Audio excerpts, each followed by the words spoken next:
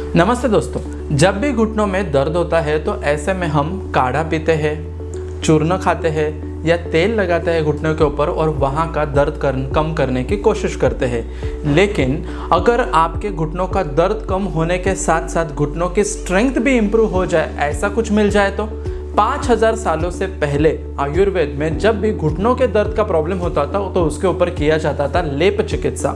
और इस लेप चिकित्सा के अनुसार कुछ द्रव्यों को यानी कि कुछ हर्ब्स को पाउडर फॉर्म में लिया जाता है और उसको पानी में मिलाकर उसकी मेहंदी जैसी एक पेस्ट बनाई जाती है। और इसी मेहंदी वाले पेस्ट को अगर हम घुटनों के ऊपर लेप के द्वारा लगाते हैं तो उससे वो घुटनों के अंदर उनके जो प्रभावित तत्व है वो चले जाते हैं, जिससे कि घुटनों का दर्द तो इंस्टेंटली कम होता ही है और लॉन्ग टर्म में घुटनों की स्ट्रेंथ भी इंप्रूव हो जाती है।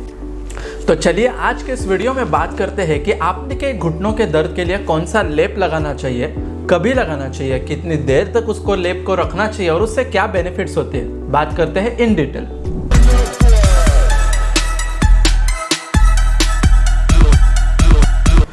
हेलो फ्रेंड्स, मैं डॉक्टर रुपेश आमले और पिछले 12 सालों से मैं प्रैक्टिस कर रहा हूँ नवी मुंबई में। वैसे तो लेप चिकित्सा घुटनों के दर्द के लिए ना होकर सारे जॉइंट्स के दर्द को कम कर सकती है, क्योंकि बेसिकली कितने भी जॉइंट्स अगर हमारे शरीर में है तो उसमें 3-4 बेसिक कंपोनेंट्स होते हैं, जैसे कि बोन्स का वहाँ पर होना, वहाँ पे कार्टिलेज होना, लिगामेंट्स, टेंडन्स होना और मसल्स का इन्वॉल्वमेंट होना, और इन सब के सामूहिक तौर पर बन जाता है तो वो होता है जॉइंट्स। और इसी जॉइंट में अगर आपको दर्द है, चाहे वो गर्दन का दर्द हो, शोल्डर का दर्द हो, कमर में होने वाला दर्द हो, घुटनों का दर्द हो या एंकल जॉइंट पे अगर आपको पेन होता है, तो इन सारे जॉइंट्स के दर्द को कम करने के लिए, इन सारे जॉइंट्स की स्ट्रेंथ को इंप्रूव करने के लिए हम इस लेप चिकित्सा का प्रयोग कर सकते हैं। तो इस लेप चिकित्सा का बेसिक साइंस क्या होता है, सबसे पहले उसको समझ लेते हैं।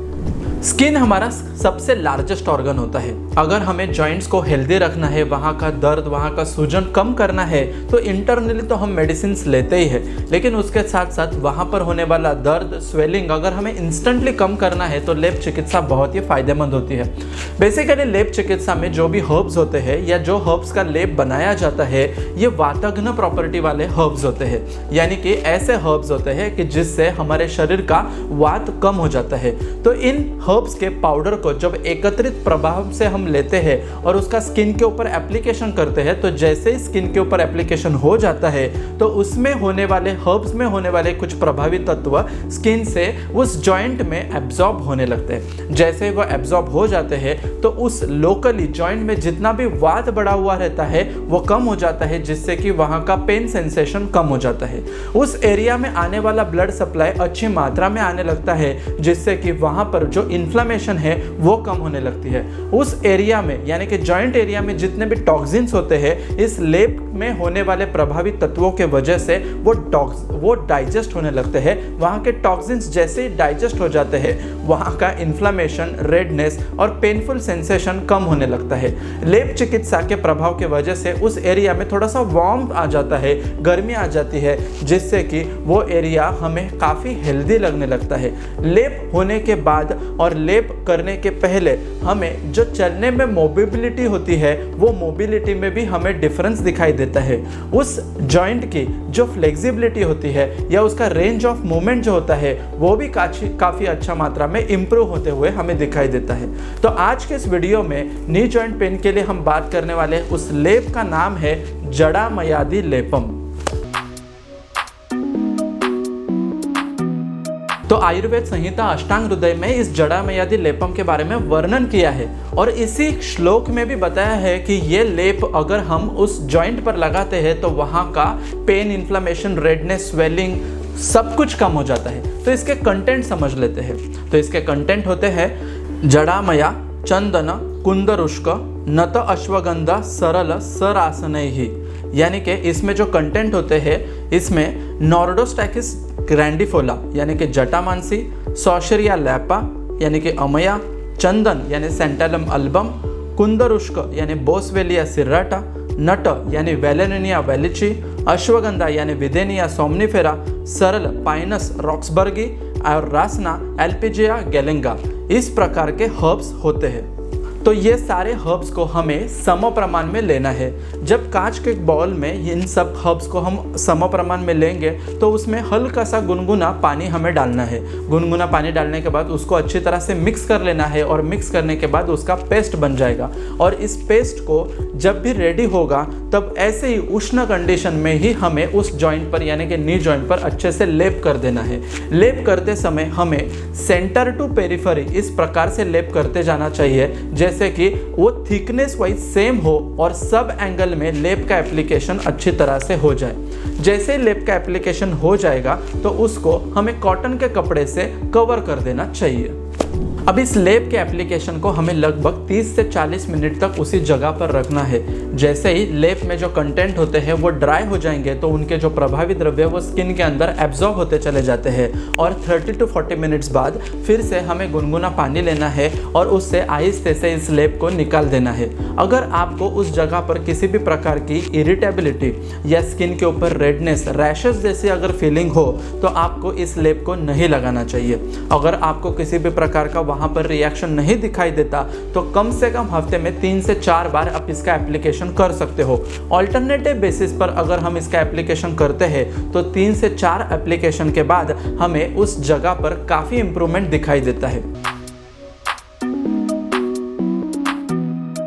जड़ामयादि लेपम लगाने के बाद क्या बेनिफिट्स होते हैं? इसमें सबसे पहला बेनिफिट वहाँ पर उस जॉइंट में जो भी दर्द होता है वो दर्द हमें इंस्टेंटली रिलीफ मिलना चालू हो जाता है।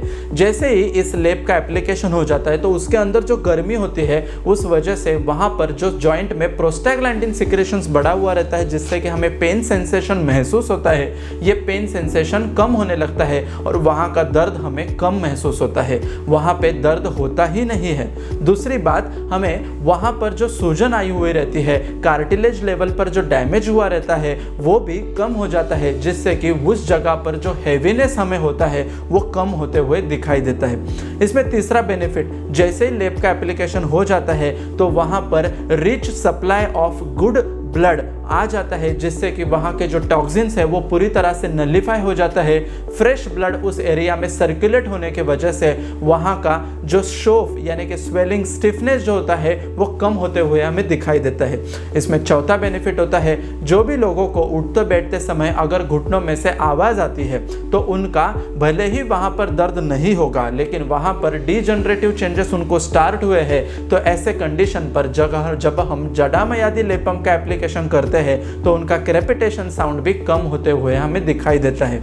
इसके साथ साथ पांचवा सबसे ब्यूटीफुल बेनिफिट इसमें दिखाई देता है कि जो लोग बेड रिडन होते हैं या उनको थोड़ा भी स्टेप्स चलते समय दर्द होता रहता है या थोड़ी भी लॉन्ग स्टैंडिंग अगर वो एक्टिविटी कर लेते हैं तो उनके पैरों में जकड़ाहट आ जाती है, उनके पैरों में स्टिफनेस हो जाता है, उनकी मूवमेंट अच्छे से नहीं हो पाती, तो लेप के एप्लीकेशन से इन सारों चीज़ों में उनको डिफरेंस दिखाई हुए देता है। तो जड़ामयादि लेप का एप्लीकेशन आप डेफिनेटली कर सकते हो। इसमें कोई भी प्रकार के केमिकल्स नहीं होते, ये टोटली हर्बल होने की वजह से अपने स्किन के ऊपर, अपने शरीर के ऊपर कोई भी प्रकार का साइड इफेक्ट नहीं प्रोड्यूस कर सकते।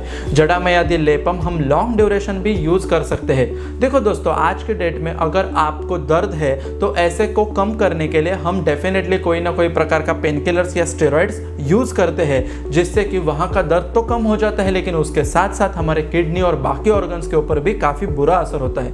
ये सब आपको अवॉइड करना है तो आपको जड़ामयादि लेपम का एप्लीकेशन ज़रूर कराना चाहिए। इसको अप्लाई करने के बाद उससे कैसे प्रकार का रिलीफ होता है ये आप मुझे कमेंट बॉक्स में ज़रूर बताइए। आपको भी नी जॉइंट से रिलेटेड किसी भी प्रकार का कंसल्टेशन कराना होगा तो हमारे क्लिनिक की टीम के साथ आप कॉन्टैक्ट कर सकते हो। ऐसा ही हमारा पेज इंस्टाग्राम पर भी है, डॉक्टर आमले रूपेश नाम से, आप वहाँ पर भी मुझे फॉलो कर सकते हो।